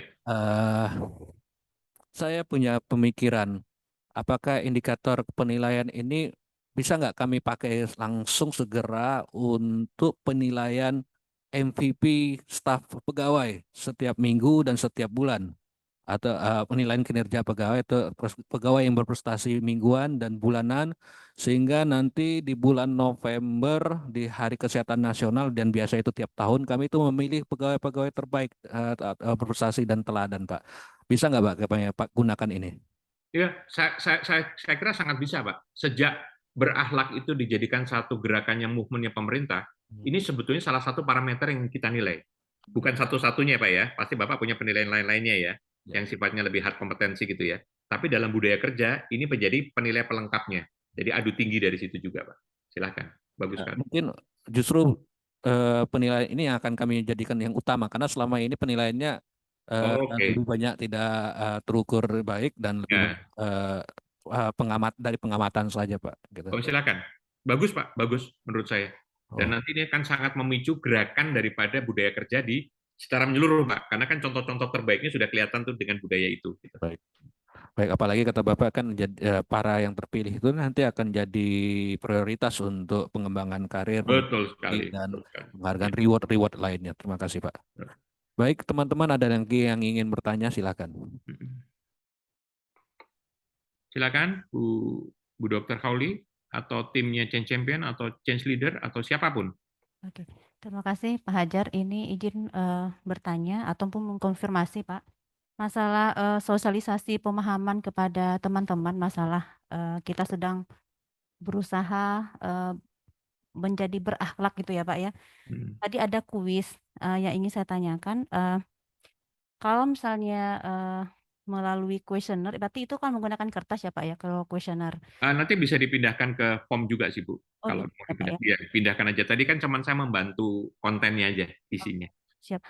Kalau sosialisasi itu kami rencana di pikiran saya Pak, rencananya itu saya lakukan secara offline, mungkin untuk beberapa gelombang, karena kalau bertemu secara tatap muka itu energinya lebih terasa gitu kan Pak. Iya, betul. Dan ketika untuk melakukan pemahaman pada saat yang bersamaan itu mungkin dilakukan semacam modifikasi, kami lakukan dalam bentuk kuis, itu dalam menggunakan aplikasi Kahoot atau kuis Pak. Jadi pada saat penilaian itu langsung terbaca gitu, nanti berapa orang yang benar, berapa orang yang salah, terus terlihat siapa yang urutan pertama gitu Pak. Jadi berlomba-lomba untuk menjawab yang benar. Apakah itu bisa digunakan atau bagaimana itu Pak? Ya, itu kayak ini aja Bu. Kalau yang seperti itu sifatnya lebih memotivasi agar pemahaman itu menjadi satu penting dan diukur dan dilombakan, kan kira-kira gitu ya, lebih motivasi. Ya, betul. Kalau yang kuis tadi itu sifatnya adalah sebagai parameter kewajiban kayak rapot gitu. Ini dua hal yang berbeda ya. Bahwasanya Ibu dalam rangka supaya mereka rapotnya bagus-bagus gitu kan, ada kan acara kayak gitu, nggak apa-apa Bu. Jadi orang makin wah pengen ngapalin, makin itu kan, apalagi ada hadiahnya gitu kan. Ya, betul. Tapi rapotnya tetap rapot. Karena itu adalah satu syarat. Kamu kalau nggak punya rapot ini, yang lain-lainnya nggak kita nilai loh, yang kira-kira gitu. Gitu, Bu. Ya. Berarti itu salah satu medianya saja ya, Pak ya? Iya, jadi satu cara aja untuk memotivasi, tapi rapotnya rapot, tetap dibuat. Ya, gitu ya, Bu ya. Terima kasih, Pak. Terima kasih. Silakan teman-teman, mungkin ada yang mau ditanyakan, silakan. Tadi saya mau nambahkan sedikit yang pertanyaannya dari Pak Beni. Change target memang belum. Ya, change target memang belum, dan saya berharap change target ini yang sebetulnya adalah yang berikutnya Pak nanti. Harapan saya begini, Bu Dr. Hauli nanti bisa menuntaskan form-formnya dulu Bu ya, formnya dituntasin. Ya siap, Pak. Nanti kalau udah form-formnya udah siap dituntasin, kemudian saya melakukan sosialisasi kepada change target, berarti seluruh karyawan kan, mungkin bisa dibuat 2 kali lah minimal.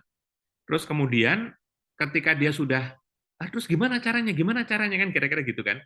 Nah, tim ibu tuh udah siap untuk mendetilkan cerita-cerita yang saya sampaikan nanti. Gitu. Kan saya ceritanya kan lebih ke motivasi nih Bu nanti, ya kan? Terus memberikan contoh-contoh apa sih yang mau kita nilai gitu. Yang berikutnya nerangkan ke detailnya sudah bukan saya lagi, tapi timnya Ibu. Ini loh formnya, ini loh cara ngisinya. Nanti kita akuinya seperti ini. Kira-kira gitu, udah teknis nih, udah teknis. Saya lebih ke policy besarnya. Jadi betul Pak Beni, change target harus kita buat programnya. Tapi saya juga menunggu, harapan saya form-form tadi udah siap juga Bu. Jadi supaya gini, nggak ada lag antara ketika kita motivasi. Jadi gini, motivasi yang bagus tuh ketika lagi panas-panasnya, lagi apa nih, lagi memerah-merahnya, itu langsung program berikutnya langsung masuk gitu, cepet. Itu Bu Kholi. Titip ya Bu Kholi ya. Baik, ada pertanyaan lain dari teman-teman yang lain? Dari ruang aula, ada yang mau tanyakan? Change agents yang akan banyak ikut menilai. Dari lobby, dari ruang rapat, ada yang tanyakan? Izin Pak Beni, kalau spirit tadi 3S itu kita jalankan, mestinya bisa ya Pak Beni ya. Baik, Pak. Biar Berarti, terasa cepat gitu. ya, berarti artinya ini kan mulai dari direktur sampai change agent sudah mulai dinilai ya Pak ya? Ya, artinya supaya saling mengingatkan lah bahwa senyum, sapa, segerakan adalah gerakan bersama kita yang saling mengingatkan. Ya. Sambil jalankan 14 contoh perilaku tadi gitu Pak. Ya. Ini masukan dari Pak Pri nih Pak. Pak Pri merasakan bahwa pengen dong cepet-cepet orang di situ jadi ada rasa bedanya. Nah, ini kan tantangan nih, kira-kira gitu. Nanti mungkin Pak Pri bisa nambahkan Pak Pri. Ya agak sulit mungkin ini mencari senyumnya Pak Direktur Pak. Iya Pak Beni sendiri senyumnya sedikit itu ternyata. Menurut aja tiap hari. Iya, iya. Demikian. Bagaimana teman-teman? Mungkin ada yang lain? Silakan. Izin bertanya lagi. Silakan. Itu tadi masalah pemilihan yang mengisi kuesioner itu kan audien yang relatif sama. Yang terpikir oleh saya itu adalah pasien-pasien poli, kemudian pasien-pasien yang rutin, misalnya seperti pasien HD, pasien poli penyakit dalam, itu biasa kan rutin itu ya Pak. Apakah Ya. populasi itu? Populasinya mau berapa banyak gitu ya? Ya, gitu. Bagaimana menentukannya Pak? Ya, jadi sebetulnya sih kalau ngomong teori statistik sih ada teorinya tersendiri ya, harus ada jumlah tertentu yang diambil gitu. Tapi saya sih tidak terlalu kaku sih sekarang. Saya sih lebih baik sekarang hanya menyatakan bahwasanya di data dulu aja pasien-pasien poli, pasien-pasien kita yang kan ada datanya Bu ya, di rumah sakit mesti ada ya. Kira-kira pasien-pasien berulang itu ada berapa banyak? Dan kita paling tidak mencoba mengambil mereka minimal coba ya kita coba manfaatkan mereka setidaknya 70% dari mereka kita bisa ambil datanya. Kira-kira begitu. Jadi ini memang kalau ilmu statistik itu ada hitungannya itu Bu, standar deviasinya berapa dan segala macam, tapi menurut saya jadi rumit. Paling tidak saya kenapa itu harus di pasien yang sama, bukan pasien yang baru datang terus nilai gitu. Kan nggak tahu dia rasa sebelumnya gimana gitu. Atau pasien yang datang terus habis itu nggak nilai lagi, kan dia nggak tahu juga perubahannya apa nantinya. Nah, jadi silakan didata aja, kalau jumlah disesuaikan saja, tapi paling tidak kita hanya untuk menggambarkan justru dari persentase yang dirasakan. Jadi gini, misalnya nih ya, total pasien poli dan segala macam ketemu 100 orang, misalnya nih 100 orang. Terus kemudian nanti di 6 bulan lagi itu di orang 100 orang itu kan ketemu sama lagi orang yang sama. Terus kemudian 70% dari 100 orang itu udah mengatakan ada perubahan. Artinya apa? Artinya ini bekerja sistem kita. Kan gitu, tujuannya kan lebih ke persentase-persentase tadi. Tetapi ketika 100%, terus kemudian 20% hanya menyatakan perubahan, berarti ada yang something wrong yang harus kita perbaiki. Jadi lebih ke permainan persentase saja apa yang dirasakan dari yang kita tanya tadi orang-orang tadi. Jadi jumlahnya saya ngikutin aja Bu, tetapi tolong mayoritas dari orang-orang yang berulang sehingga dia merasakan. Bahkan kalau perlu ada tanya tambahan nih, yang tadi 3S tadi. Menurut Bapak, keramahan kita, senyum sapa segerakannya kita sudah ada yang dirasakan nggak? Itu kalau perlu ditanya itu 1 bulan pertama udah tahu itu langsung. Kira-kira gitu. Ya, kira-kira gitu ya Bu Hauli ya, clear ya. Ya, baik, terima kasih. Ini Terima kasih, Bu. izin bertanya lagi ya Pak. Silakan. mengenai evaluasi tadi Pak, tadi kan ada waktunya itu 3 bulan, maksimal 6 bulan. Yang ingin saya tanyakan, bentuk evaluasi itu apakah bisa kita tuangkan dalam bentuk semacam penelitian gitu Pak? Misalnya gini, biar nampak gitu Pak, ternyata ada hal-hal yang memang mesti kita perbaiki itu, tapi lebih ilmiah gitu Pak. Jadi bisa Ya, dijadikan sebagai bahan ya mungkin untuk promosi juga Pak, untuk ke ya, rumah sakit. Nah gitu, terima ya. kasih. Sangat bagus, Bu. Sangat bagus. Saya mendukung. Beberapa penelitian juga beberapa peneliti sudah ada yang ngontek saya juga. Pengen tahu implementasi ini di tingkat institusi dengan volume besar seperti di Wika Waskita, dan pengen tahu dampak-dampak perubahan sosial yang terjadi, dan seterusnya, karena memang kita selalu mengevaluasi.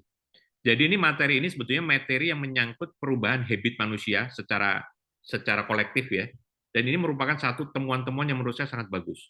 Jadi silakan Bu, kalau ada yang bisa dikembangkan, nanti ada evaluasi 6 bulan ya, sekaligus dikaji dalam evaluasi itu. Kalau yang efektif, kenapa efektif? Yang tidak efektif, kenapa tidak efektif? Dan caranya merubah menjadi efektif seperti apa? Nanti kita uji lagi dan seterusnya. Kalau ini diteliti, Bu, nanti kita improve-nya cepat sekali. Sehingga, sekali lagi, output dari rumah sakit ini, bukan untuk rumah sakit ini, tapi untuk dunia kesehatan Indonesia.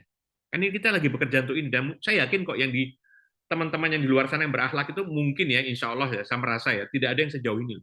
Yang cukup dalam menurut saya, sampai ke perilakunya diukur, kira-kira gitu.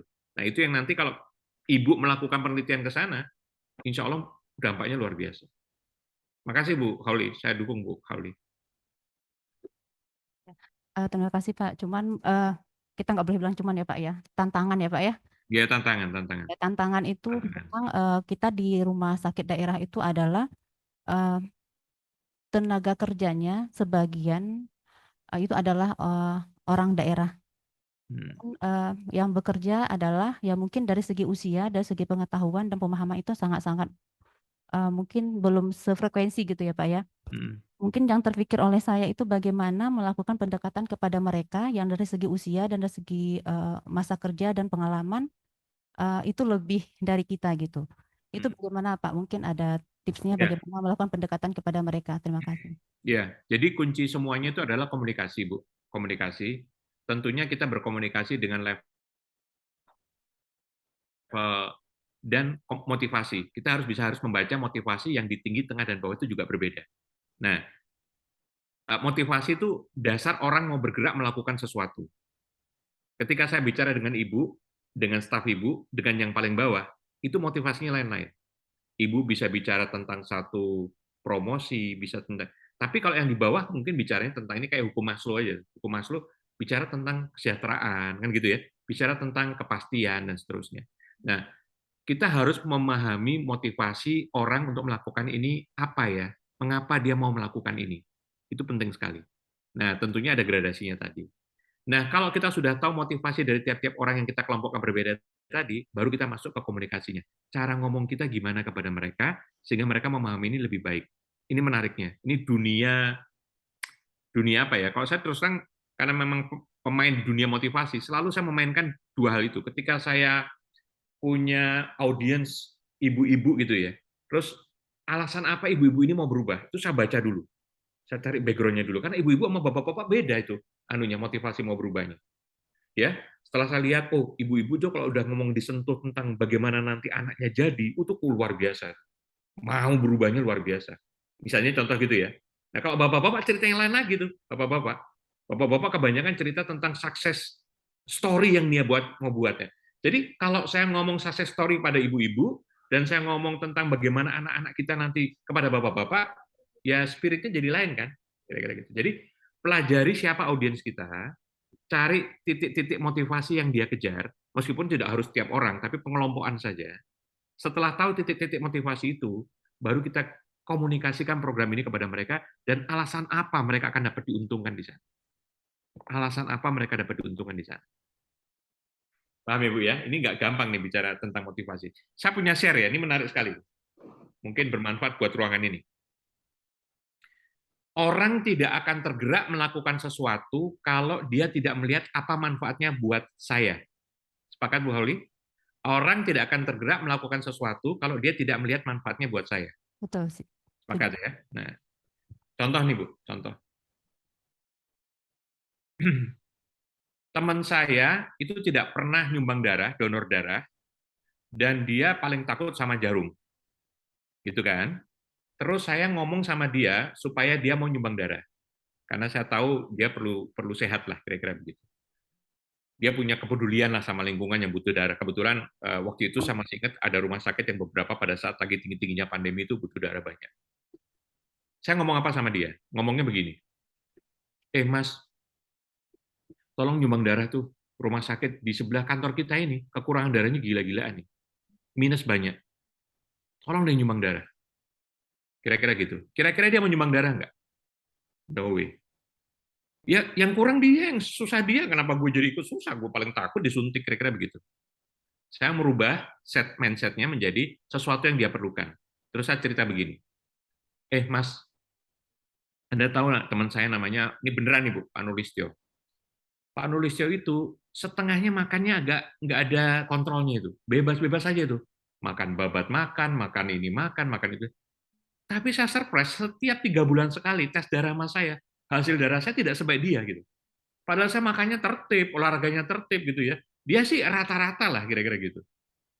Begitu ya, kok bisa? Nah itu setelah saya cek 3 bulan sekali dia tertib melakukan donor darah.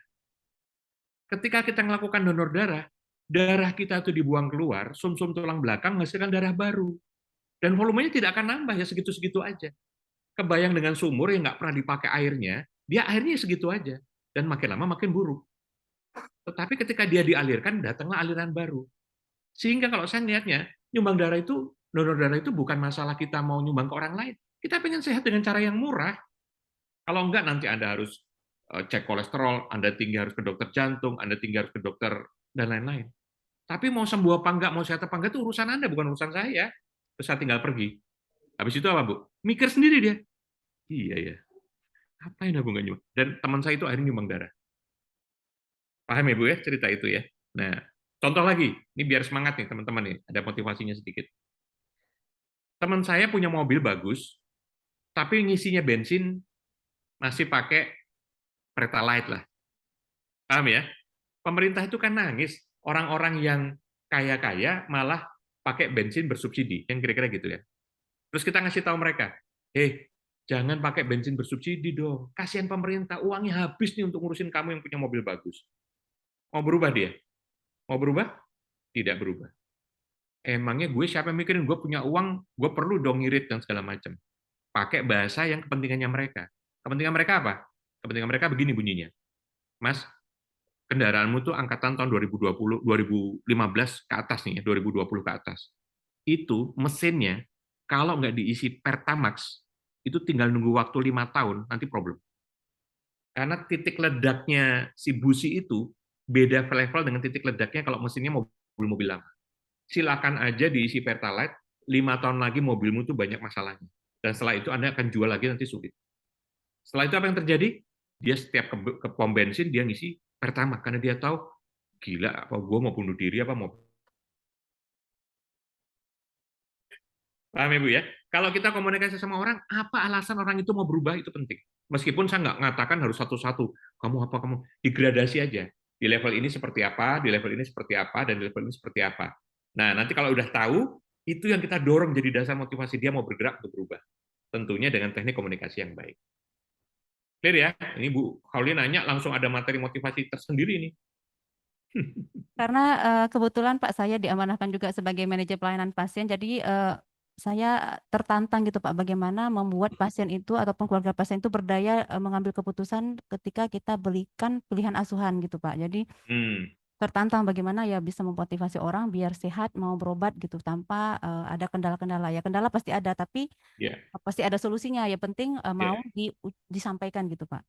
Iya, sip, bagus Bu. Jadi kuncinya tadi mengetahui motivasinya yang bisa membuat dia tergerak, dan kedua bagaimana berkomunikasinya. Oke, ya, Oke. Ya, luar biasa Baik. ya Pak. Terima kasih. Baik. Terima kasih Bu Hauli. Saya rasa ini pertanyaannya bagus-bagus hari ini ya. Dan meskipun yang lain nggak tanya, tapi kan juga ikut mendengarkan. Jadi ikut tahu lah ya sebetulnya proses daripada ini semua seperti apa. Dan insya Allah ini menjadi satu contoh yang baik. Dari saya cukup, mungkin perlu ditambah Pak Pri mungkin. Pak Priantoro. Maaf, izin Pak, ada yang mau bertanya lagi? Oh, silakan, ada yang masih. Silakan, maaf. Assalamualaikum warahmatullahi wabarakatuh. Waalaikumsalam warahmatullahi Terima wabarakatuh. kasih Pak Direktur, terima kasih Pak Ajar, mungkin terima kasih Pak Pri atas waktunya. Saya Dr. Edi, spesialis saraf, Pak. Dari sekian hari yang telah kita lalui, saya mengambil satu kesimpulan bahwa untuk Chance Champion ini merupakan suatu tim konseptor dari kegiatan ini gitu. Ya. Kemudian change agent-nya adalah pelaksana di lapangannya. Artinya mereka adalah role model yang paling penting untuk menjadi contoh di lapangan dari konsep yang telah dibuat oleh Change Champion. Ya. Kemudian change targetnya adalah target yang untuk ya mencontoh change agent gitu. Ya. Nah, dari seperti ini, seandainya nanti berarti change target itu bisa berubah menjadi change agent kalau mereka sudah. Betul. Nah, Kalau dia sudah punya skor, ya. betul. Dan change champion mungkin bisa berubah jadi change target kalau mereka menurun performanya. Iya, artinya gini, Ya. change champion ini kan secara teoritis kan sudah dipilih nih Pak, sebetulnya. Baik. Orang-orang ini kan sebetulnya sudah dipilih. Secara teoritis harusnya bisa tetap. Tapi kalau memang dia tidak berhak menggunakan PIN kalau belum punya skor seperti yang disyaratkan. Clear itu. Berarti nanti semuanya di scoring dan itu bisa berubah semua ya Pak? Bisa berubah semua. Jadi pengalaman saya nih Pak, terjadi perputaran. Jadi yang tahun-tahun pertama itu banyak change champion, change agent yang bagus-bagus gitu ya. Somehow nggak tahu gimana di tahun kedua loyo gitu Pak. Dan dia tidak menempel pin, tidak selamanya sama dia, dicabut pinnya. Karena kita menunjukkan jadi kayak fair aja dah. Orang tuh dilihat berdasarkan kinerja pada saat ini kan kira-kira gitu. Ketika dia kinerjanya turun ya kita harus menghargai kinerja yang baik pada saat ini yang lainnya. Gitu Pak. Baik, oke. Apa yang saya tangkap berarti betul begitu ya Pak Ajar ya? Betul. Jadi ya sebenarnya untuk reward tadi ya targetnya change target tadi ya Pak, bukan dari change yang lain gitu untuk. Ya, kalau kita ngomong reward tadi misalnya nanti ada base change agent dan segala macam, utamanya memang untuk menarik para change target ini mau berubah untuk jadi gini Pak. Motivasinya teman-teman yang belum menjadi change agent itu kita dorong supaya pengen jadi change agent. Kan gitu. Kemudian dari para change agent yang sudah jadi, Pak, nanti kita juga motivasi mereka untuk menjadi change agent terbaik. Monggo Pak Beni, kalau nanti seandainya ada program mau pemilihan change agent terbaik, diambil dari change agent yang sudah punya skor tadi, dicari yang terbaik. Dan mereka bahkan dinilai untuk diusulkan, tadi kan program-program yang tadi disampaikan sebagai teladan dan segala macam, dinilai dari sisi itu. Nah, itu berlevel tuh Pak. Yang change targetnya berlomba-lomba jadi change agent, yang change agent-nya berlomba-lomba menjadi change agent terbaik, kira-kira begitu. Itu ya Pak Edi ya. Baik, mungkin terima kasih Pak, itu aja. Terima kasih Pak Edi ya. Dan tadi saya katakan change champion ini juga bukan hanya mikirin otaknya think tanknya program ini loh ya. Saya juga men-challenge bahwa teman-teman change champion malah justru duluan yang menjadi change agent. Karena sudah tahu otaknya ini, sudah ngerti dasarnya ini. Istilahnya gini, kita ini kalau mau ngajak orang lain melakukan sesuatu, tetapi kita belum melakukan sesuatu ini agak ngomongnya agak bohong ini. Seperti saya ngomong gini, saya mau mempromosikan obat yang bisa membuat kurus 12 kilo turun luar biasa gitu. Tapi saya badannya gemuk gitu. Orang ketawa ngeliat kita kan kira-kira apa ngomongnya kira-kira gitu. Nah, jadi saya memang agak men-challenge change champion dan change leader setengahnya melakukan itu juga. Supaya membuktikan, oh pimpinan saya melakukan, saya juga melakukan. Ini supaya efektif. Terima kasih Pak Edi. Saya membayangkan kayak Liga Primer Pak, promosi degradasi Pak. Oh gitu ya. Bisa saja, betul Pak, betul. Manchester United turun ke kasta peringkat liga bawahnya Pak. Iya betul, bisa terjadi Pak, bisa terjadi. Baik, makasih Pak Ajar. Masih ada mungkin yang akan menambah pertanyaan diskusi? Pak Pri sharing sedikit tentang nanti yang 3S mau kita gerakan Pak Pri. Ya. Biar terasa di awal itu Pak. Monggo, Pak. Betul. Ya, Bapak Ibu sekalian, jadi apa yang sudah disampaikan Pak Ajar ini merupakan serial keempat ya Pak Ajar ya? Iya. Serial keempat, masih tersisa 2 lagi. Moga-moga sudah mulai diimplementasikan sehingga terjadi ada perubahan warna nih Pak Beni. Perubahan warna kesehari-harian dari hasil capacity building ini. Contohnya dengan S3 misalnya. Jadi kalau dibudayakan bahwa mulai sekarang seluruh karyawan itu harus selalu berusaha menyapa pasiennya. Saya harus menyampaikan, kalau toh tidak sempat menyapa, sekedar senyum, mengangguk tanpa harus mengucapkan apapun, itu rasa buat pasien yang menunggu lama itu rasa langsung adem di dadanya. Saya disapa nih. Apalagi kalau yang menyapa itu yang baju putih, entah perawat, entah dokter, itu buat mereka merupakan hal yang biasa. Jadi S3 sangat sederhana, tapi kalau mulai per 1 September ini diimplementasikan secara menyeluruh, maka orang akan mulai melihat, agak berbeda nih rumah sakit TR sekarang nih. Ada sesuatu yang berbeda. Semuanya ramah, saling menyapa, saling senyum. Kemudian ada satu slide yang sangat menarik di sini yang disampaikan Pak Hajar, kuis perilaku kunci berakhlak. Pak Hajar, kalau boleh ditayangkan sekilas kuis perilaku kunci berakhlaknya yang 21 itu. Ya. Nah, ini sebetulnya contoh-contoh praktis yang bisa langsung diimplementasikan, yang kuis perilaku berakhlak, Pak. Nah, ini. Nah, 1 sampai 21 tidak usah banyak-banyak, masing-masing mentargetkan paling enggak ada yang mulai target saya 5 harus saya buktikan.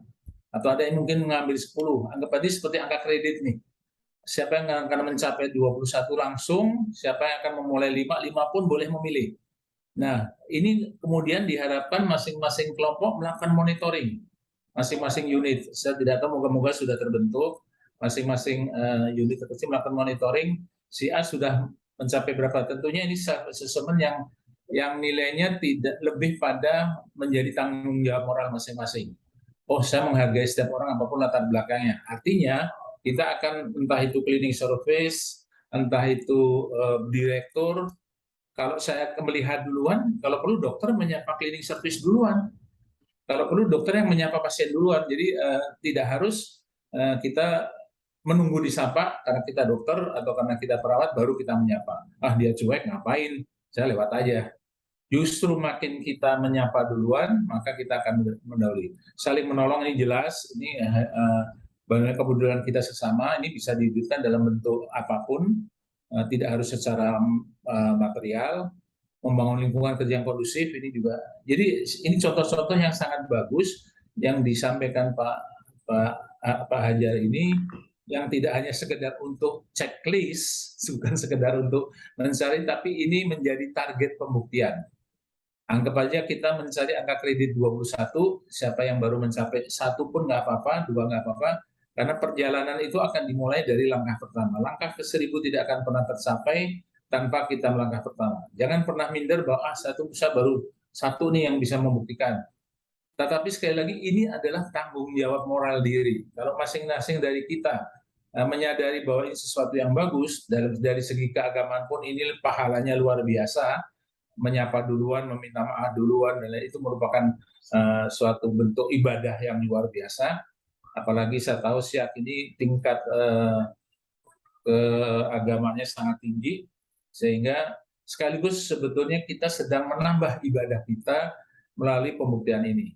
Itu saja sih Pak Beni yang saya ambil, terutama di samping yang lain-lainnya, tetapi ini merupakan satu contoh mudah implementasi yang bisa dipilih, yang bisa dilakukan. Saya yakin tidak lebih dari 3 bulan wajah dari RSUD ini di mata para customer kita, di mata bupati dan lain akan jauh berbeda. Kalau kita semua komitmen. Saya kira itu Pak Hajar, Pak Beni, mungkin Pak Hajar mau menambahkan lagi, silakan. Ya, paling tidak kalau boleh Pak, per tanggal 1, ini hari tanggal 1 ya sekarang? Iya, tanggal 1 sekarang hari ini. Per tanggal 1, per hari ini, spirit 3S-nya itu kita lakukan, dan kalau kita sudah melakukan 3S saja, ya 3S saja berhasil, 3S saja berhasil, yang lainnya gampang, karena ini kan menyangkut komitmen. Dan dimulai dari Pak Direktur dulu, senyumnya dibanyakin. Terima kasih. Senyum sambil marah juga boleh kalau bisa. Iya, nggak apa-apa. Salam. Baik. Dari kata terakhir saya pikir dari Pak Direktur, silakan untuk hari ini. Baik Pak, terima kasih. Jadi mulai per 1 September ini apa yang sudah diarahkan oleh Pak Pri dan Pak Hajar akan kami segerakan. Tapi ada, kalau nggak salah ada pertanyaan yang dari lobby nih Pak.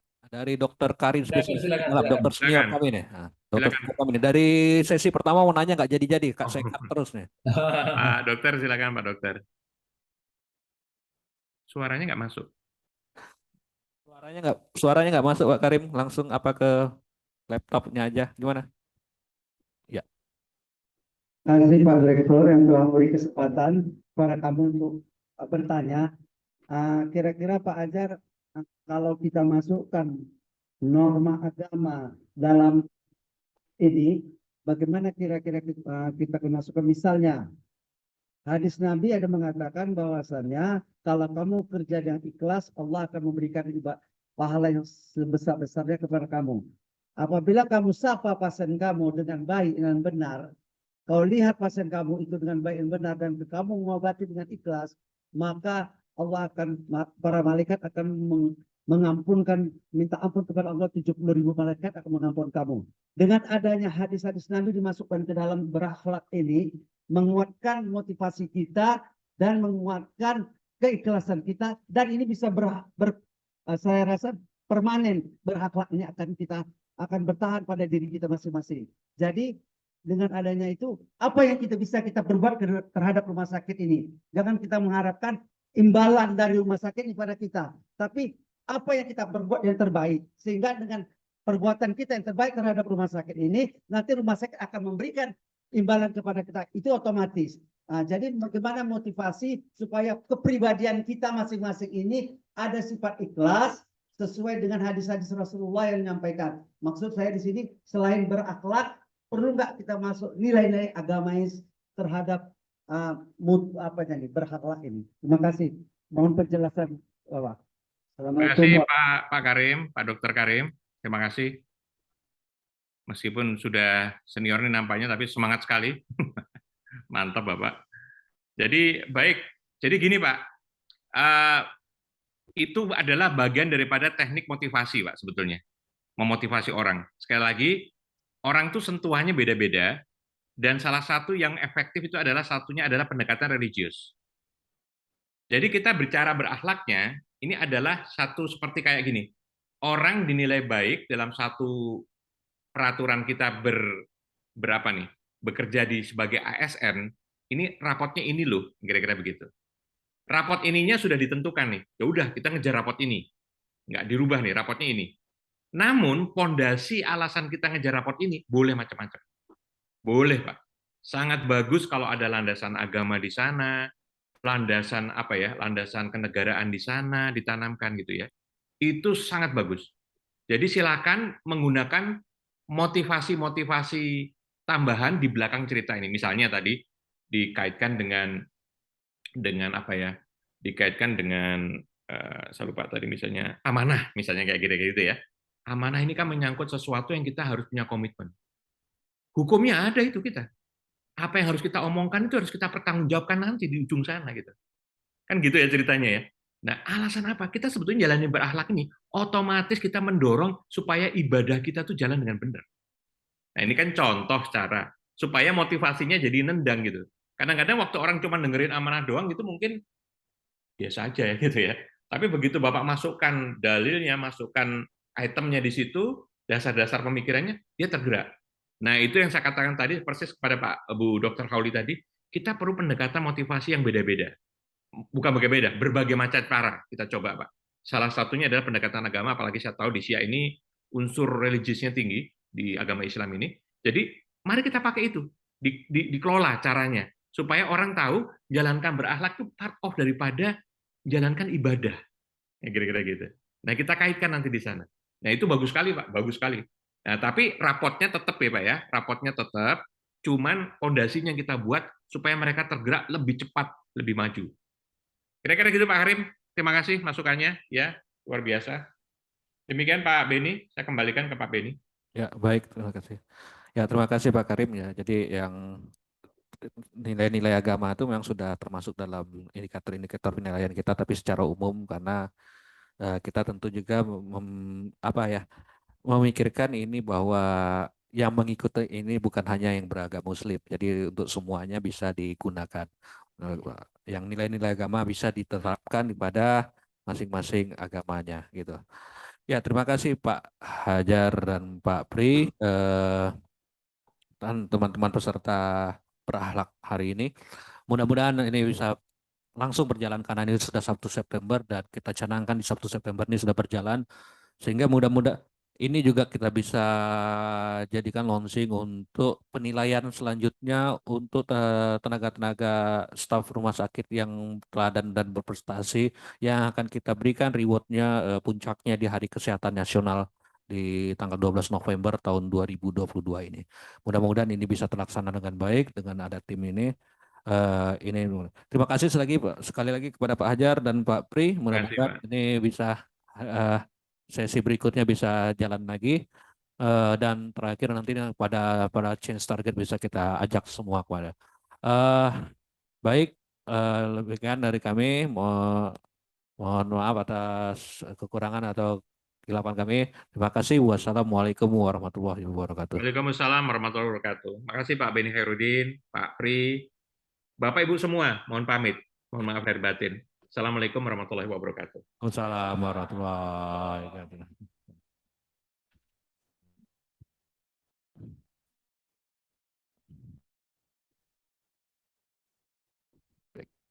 Izin Pak Pri, pamit kami Pak Pri ya.